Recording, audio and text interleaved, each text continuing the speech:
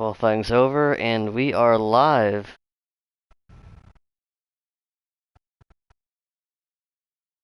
I think we are.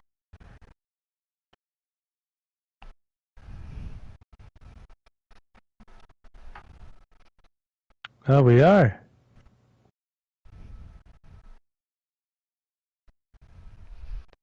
You want me to do the intro? Oh, we are. Nah, I can do it for this one last time. Alright, what's going on, everybody? Welcome to another edition of the NARS Racing League, coming to you live from Darlington. And this week, I think we got 12 drivers in the field that are right now going through qualifying. But first, we have breaking news out of the NARS camp, and that is that this will be my last broadcast on this game, as for at least for further notice. Awaiting further notice, because right now the game is being cruddy to me and I can't access it no matter what I do. So for right now, we're just going to go with this will be my last broadcast on this game.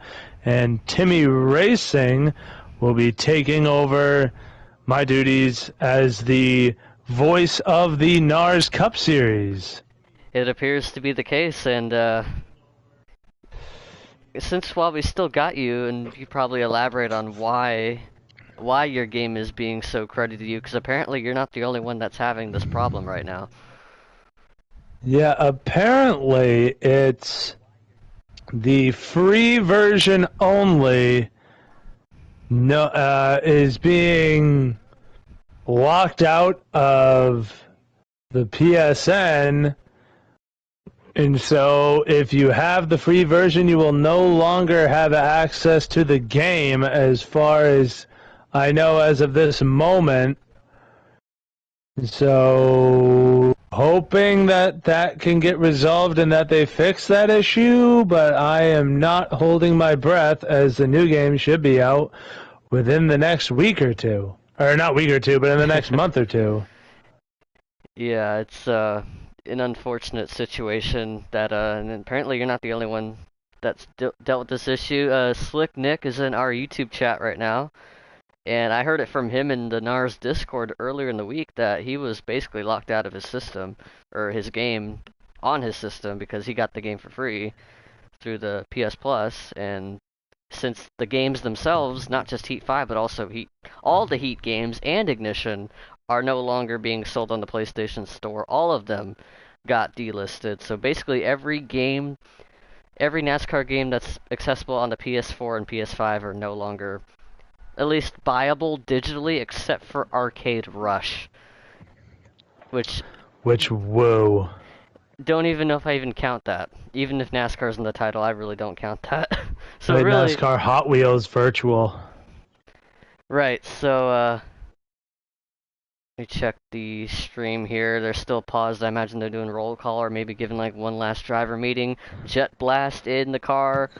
Number 1, starting P1 at the Lady in Black tonight at Darlington. He rolls off at the front of the field. His lap time is a 29.045. And T-Dog in the number 24 with a good qualifying effort, putting him on the front row at 29.104 or 107.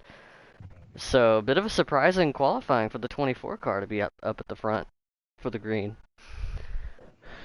Oh my gosh, I don't know. Jacob needs to stop jumping with these, with the running order right now, but that is a big discrepancy between first and second, a whole tenth of a second between the top two.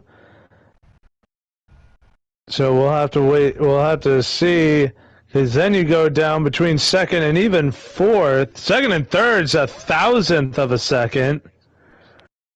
And second and fourth is almost a full tenth as well, so yeah, third some is drivers Hockey. Close.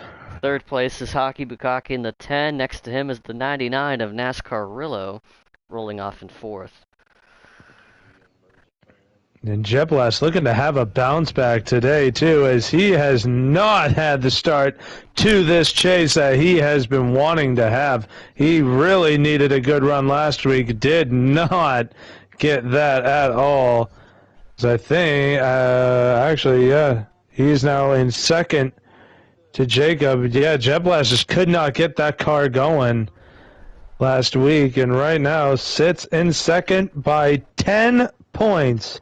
And better look out too is Aussie Rules in the 19 behind by 20. So he is 30 points off of your leader, which is the 77 of Jacob.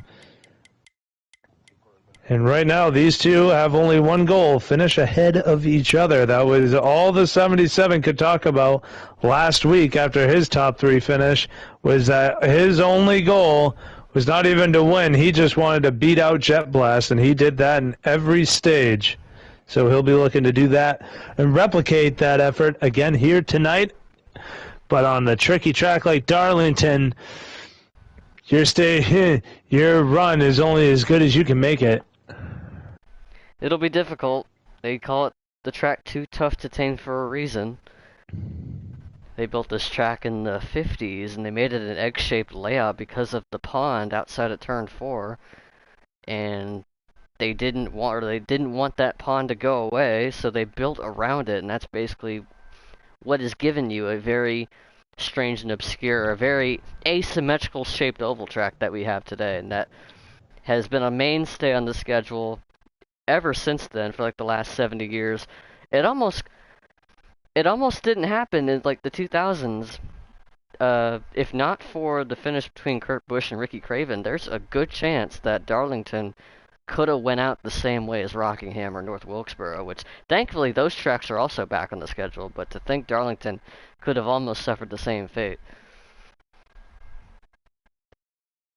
Yeah, no, and now not only did it not suffer that fate, it is now the crown jewel track to win at. Every driver in the Cup Series has only one goal in mind, and that is, or at least one of the only goals in their mind, and that is get a win in the Lady in Black.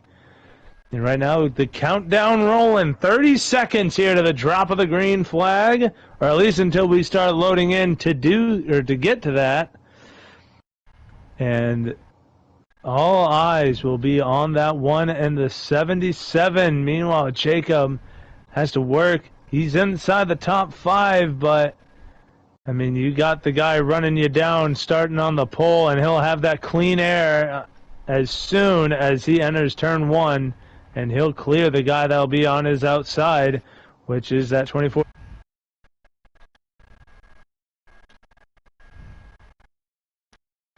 So we'll be looking to see how that goes for him. Oh, I just got the notification that says you can join. I'm like, boy, I wish I could. That sure would be cool. We got 12 cars in the field, 184 laps. This is going to be a long one tonight. Almost kind of like an endurance like Charlotte, but probably twice as demanding because of the difficulty level of this racetrack. The bumps, the narrow racing groove. It's all going to be about racing the racetrack more than it is racing the other competitors. And it looks like they're about to take the green. They already have Jet Blast, T-Dog, then Hockey, then Rillo. 2x2. Followed by the 77 of Jacob, then Zach, Aussie Rules, John Waterforce. Already leading them out of turn number 2 is the number 1 of Jet Blast. Let's ride on board with him now in the Advent Health Chevy. Yeah, and Jacob wasted no time, gets by Nascarillo, moves into the 4th spot. I had a run on Hockey Bukaki. Oh, and gets into him. Oh, they're stacking up. But they managed to work themselves out. That's the tricky part, is braking zones, is there's so many different spots that people brake here that you don't really can anticipate. It's really hard to anticipate in these tight quarters, but luckily they all keep it straight. But because of that, Jacob lost a little bit of time to Hockey as he is starting to lose track of the top 3, but looking to run him back down here, going now out of turn 4. We had a side-by-side battle briefly between the 99 and the 48 of Zach and 6, who now Enters a little bit shallow in turn 1, trying to give the 99 some room. Almost had to give way to the 17. There's going to be a lot of give and take early on in this first stage, and I imagine early in the second later on, as everyone tries to bind their P's and Q's, try to get whatever spots they can. But it's all going to be coming down to what gambles are you willing to take early on, because it is such a difficult racetrack to make a pass. So it's all going to be gauging on, you know, when's the right opportunity to make a move, when do I decide that maybe now's not the time, and got a couple of cars bouncing off the turn 2 wall. Turn 2 is going to be a trouble spot, folks.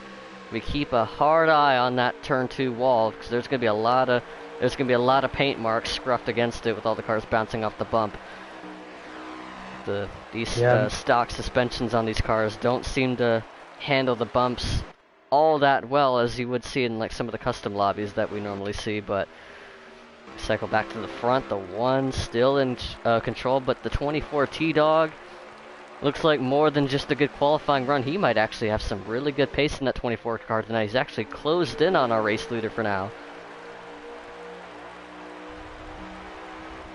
Yeah, T-Dog is really keeping that gap tight, but he's also got a hard charge in 77 in behind him, now up to P3, got by the 10. So Jacob doing what he has to do, slowly and methodically moving his way up through the field. And that is you could throw a blanket over your top. You could throw a blanket over half this field and they'd all disappear. But you got that tight group of 3 up in the front, that tight group of 4 with John Waterforce up in the outside wall. Doesn't lose a whole lot of time, though. Yeah, he'll get back in tight. Let's get to John. No, I think these 2 tracks that drivers, I think, hate exits the most, especially in turn 2, is Darlington and Dover. I think those 2 have, like, the worst turn 2 exits. Get an update on the number 17 of John Waterforce, and for those that potentially could be tuning in from the Mystic Racing League Xfinity race yesterday, the North American Racing Series actually sponsored that event, the NARS 200 as it was labeled. And if you could keep an eye on a certain number 39 Ford Mustang, was challenging for the win in the late stages of that race. Was having some really good pace throughout and had a couple of hiccups towards the end that kind of forced him back in the running order. He was in the 39 yesterday, he's in the 17 tonight, but they're door to door in front of him briefly as the 10 car gets overtaken by the 48. Now here comes the 19 Aussie Rules, hounding all over the back bumper of the 17. We had a car, we got one in the wall, we got one facing the other way, the 45. There's going to be a big stack up at the back of the pack. And there was nearly one towards the front. 24 T-Dog has given up second place to the hard-charging number 77. Jacobs on the move early on.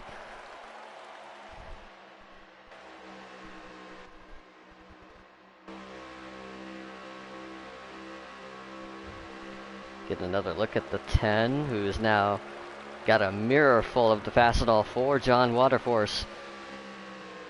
It's going to be a battle for sixth place. I was muted that whole time, dude. Aussie Rules also looking to get into that battle. Jesus. But yeah, no, the top 2, that one and the 77, you can never count either one of them out. Jet Blast had all the speed last week. He just had none of the luck to go with it. Every time he'd make his way back up to the field, he found himself falling just as fast. And now he's out here leading in the clean air, but he has got the guy who has been hunting him down all season and is starting to get the better of him in these later parts of the season, that 77. But right now, though, Jet Blast seems to be keeping quite a gap to that 77, so we'll see if he can maintain it. Darlington is all about consistency, and we'll see who has more of it between the 2, and we'll be able to see if T-Dog in that 24 will be able to keep pace with them as well as we close in on the green flag pit cycle, where we'll be definitely seeing some strategy calls. 13 laps complete, 45 to go in the stage. It is a 57 lap stage in length, so we're definitely going to see some pit stops at least once in this segment. And right now I think everyone's just trying to mind their P's and Q's. I mean, we talked about at the start of the show, it's going to be all about racing the racetrack. But if you have a car as fast as the 77, you can afford to do a little bit of both right now. Ooh, T-Dog gets a little bit up on the cushion. He's going to give up a couple of tenths out of 2 and hits it again. The 99 also trying to take advantage as he gets a little out of shape. Yeah, we can never. And 6 has now climbed up into the top 5. Hockey and Aussie are in a battle now. It's going to be a tight squeeze for the 10, but the 19 gives him room out of exit. Yeah, you can never count out that 99. Nascarillo, I don't know what it is. He's brought it up before. He is just not a qualifying driver. He is not meant for qualifying, but man, if he doesn't make up for it with the speed he shows in these races, is now he is right side by side with T-Dog, quick to get by. T-Dog gives up the spot. Move Nascarillo into the top 3. We'll see if that 99 has the speed to run down your top 2, who are really starting to get close to each other now. The battle for the lead looking to be on up at the front. In Jet Blast, you can't afford to look at your mirror right now. You look in that mirror a little too much, you start to compromise the speed you have in clean air. Because Jacob can just use that one car as a rabbit to chase. He looks at where the one car may be most vulnerable. Maybe there's certain parts of the track the one car doesn't look as strong as the 77. The 77 can put that in his notebook and use it as a potential attack for the lead. Really strong exit out of 2 for the 77. It's looking to be less than a car length as he charges the entry of 3. That Ziegler Chevy getting the most out of the entry of the turn. Almost pays the price for it on exit, but doesn't seem to be hurting him too much.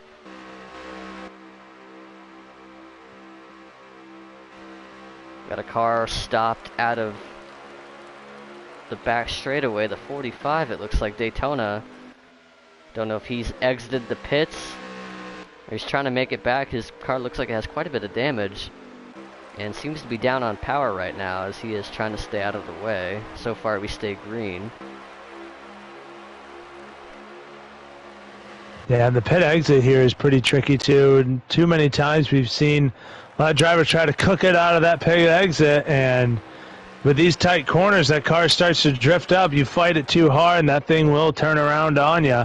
I think that might have been what happened at Daytona, and he just saved it into the inside wall. But, man, these two up at the front. And then that battle for third starting to get close, too. The 48 is Zach N6 has caught that 24 T-Dog, who has also caught the 99 as well. So the battle for fourth definitely on, and these two looking to get back to the Rillo in the 99 in third to fight for that position as well. They're getting close. Oh, big contact. I hate how far behind it is. Yeah. It's about like maybe 7 or 8 seconds between. Yeah, it's like 5 or 6, I think.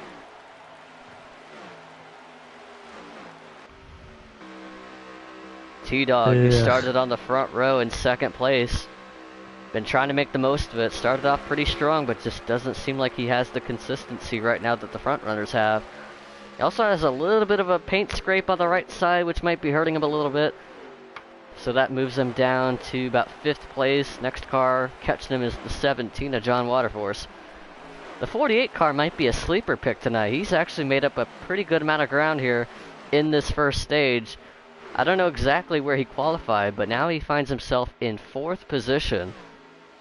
And with a bit of clean track ahead of him, he scrapes the wall pretty badly out of 2.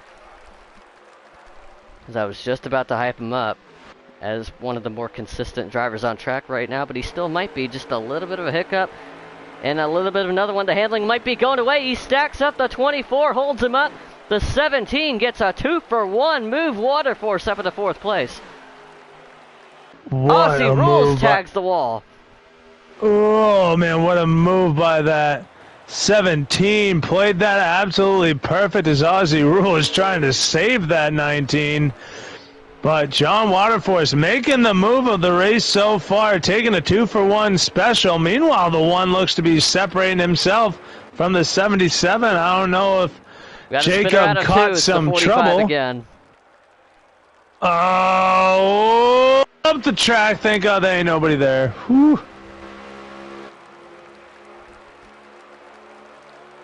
Yeah, I think it's about like 5 seconds. Ooh, he got out of the way, though. He's just going to sit there and let the leaders go by. Yes, Jet Blast in the one, completely breaking away from Jacob, and that is not what Jacob wants to see. He wants to be as close to him as possible, as that will allow him, or open the book for a strategy call when we hit this first round of green flag pit stops.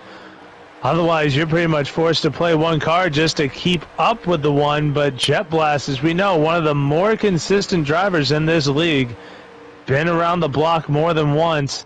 He knows what he's doing when it comes to racing at this track.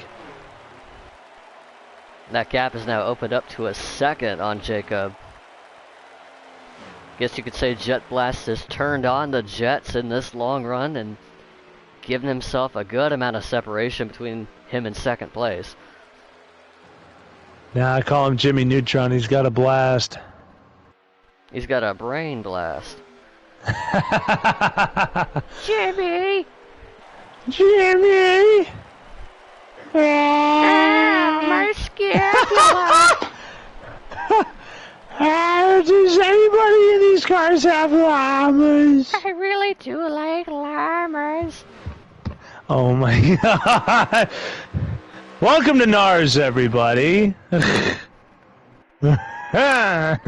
In the midst of the Carl Weezer shenanigans, Aussie Rules gets around the 24.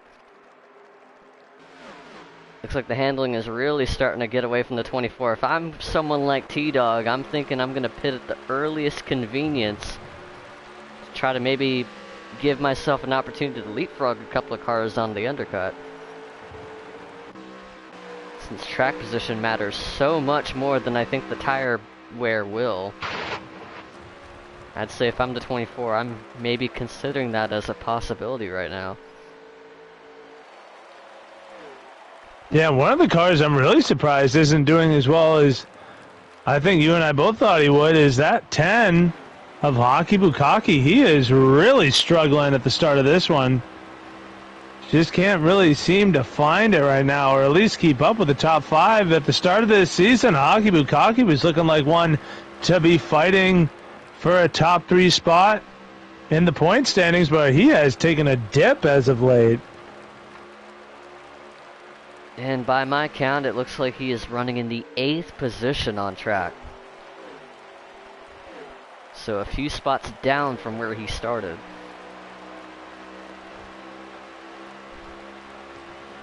And right now the leader is cycled by to start lap 30 out of 57 in the stage. So nobody going for a perfect split. Everyone's going to try to get some... Oh, the 48, the 17 are going to be the first takers this lap. The 17 of Waterforce, the 48 of Zach. Entering pit road, the 48 got a really good entry. That might help him a little bit. Probably, and we say this a lot with just about a lot of the tracks we go to, but I'd say Darlington's one of, if not the most difficult pit road to make an entrance on at full speed. Because the racing groove is all the way up here, and the pit entry is all the way down here, as Jet Blast demonstrates for us, as I completely missed his entry speed. Got the 24 in the 19 also coming down pit road, the 10 of Hockey closing the gap. Looks like the 99 of NASCARillo and the 77 of Jacob are going to stay on track for another lap. I say they're going to react accordingly. Jacob is. Does Rillo? Yes, he does. Going to cut all the way down towards the wall. And probably going to see a lot of variation on pit entries as well, because there's so much room to decide on how you want to enter pit road. You can enter from the entrance of 3 all the way up against the racing groove and just make a hard left towards the pit wall, or you could just swing for the fences literally to where the inside wall is at the entrance of 3, and I found that's what worked for me when I ran this race last year. I just cut the corner as much as I could and just jammed on the brakes, and that seems to work. It's nice to see a lot of our competitors are trying to do a similar approach. Got the 24 out of the pits. Got the 77, the 99 still in his box.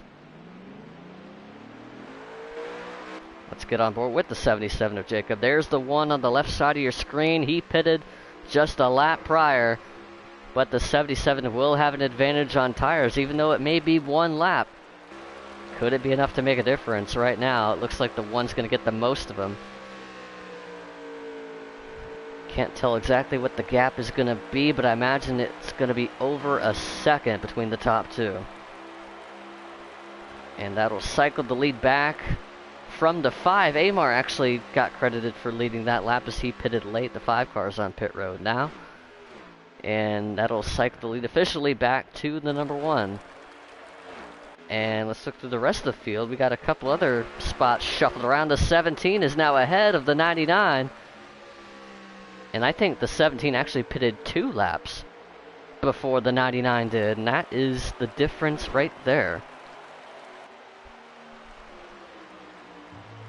And even though Rillo does have a tire advantage, passing him is going to be a whole different ball game, as he's going to have his hands full trying to get around to 17. Again, this is for 3rd place. Yeah, this track's just so difficult. These guys really make it look easy, but it is not an easy track to drive on. Let alone even try to make a pass. He's going to lose a lot of time with that. And I love it, and as soon as I say that,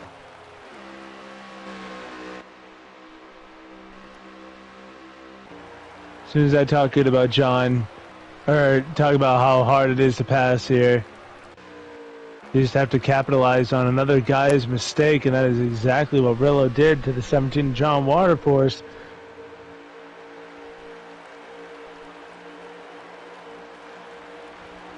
Got Aussie Rules in 5th, Zach in 6th in that 48 Ally Chevrolet.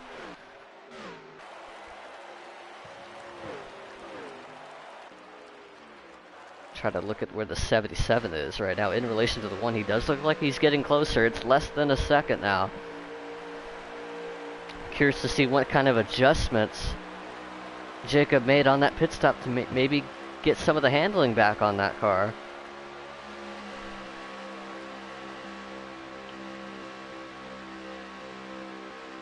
And he's taken some wedge out, help free the car up a little bit. Yeah, if you don't know how to drive a tight race car around Darlington, you are in for a very difficult time.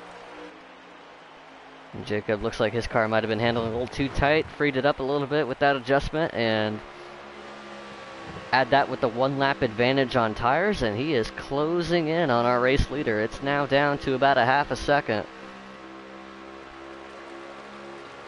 Well, we have learned one thing today. It is one thing to get to your target. The getting around part is where some people struggle, and we'll see if the 77 will be able to make it happen. We'll see if the 1 will even let it happen.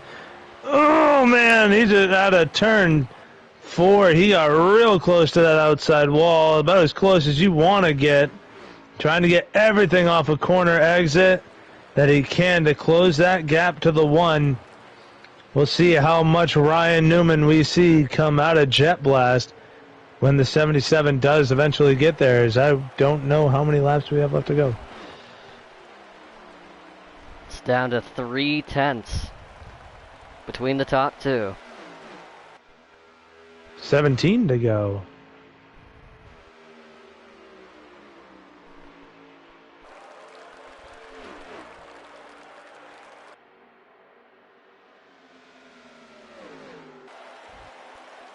Right now, it seems like the bottom lane through 3 and 4 seems to be the preferred line.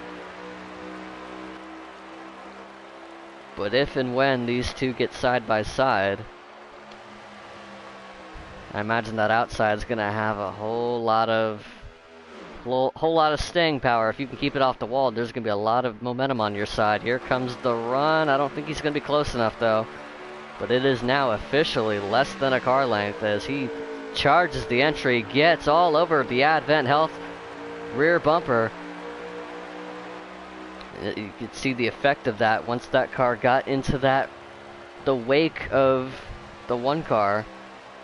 Just lost the nose a little bit, and that car started to plow out of turn 4. Now he's going to try to enter a little lower, get some more air out of that nose to help the turn in a little better. Try to go where the one car isn't. Right now he's in the middle. 77 tries to swing higher, and again the same thing. The car just gets tight right behind another car. And you see the effects of it right there. Yeah, like I said, it's one thing to get there. Trying to make a move is just that much more difficult to do. Dirty air will affect the handling of that car. And look at the time he lost. He lost half a second to the one error. And the laps are running down. They are, or at least Jacob is, running out of time to be able to get by this one. He's only got 13 laps left to do it. The Aussie Rules experienced the same fate. Now he's going to be in a battle with the 17. And John Waterforce gets loose out of 2. Just those bumps can really throw a car's balance for a loop. And it did exactly that with the 17. Now the 19 is going to have the momentum. At least in theory he was going to, but the 17 did a really good job managing. It's the battle for 4th place right here.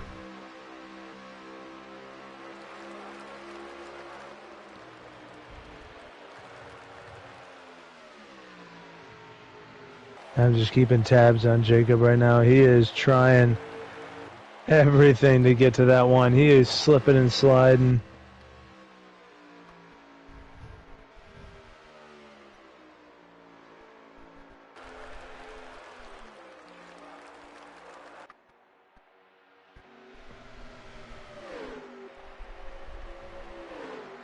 Getting those 2 left side tires on that dashed white line. Hugging the corner as much as he can. Jet Blast trying to go for a defensive line. 77 just trying to go where there's room. See how they exit here.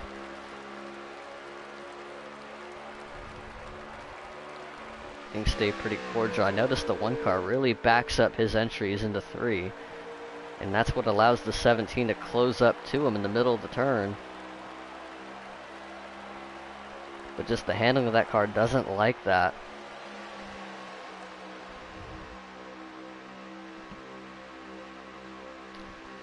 Doesn't have as much of an effect in 1 and 2 on the other hand, as both of them stay pretty dead even. Yeah, we're down to 9 laps to go. They'll be down to 8 when they cross the line this next time by, and oh, I gotta tell you what, you gotta tip your cap over to that one, being able to hold on this long with a guy who knows he's faster, but ooh, just getting leaving a lot of bottom open when the one just did, but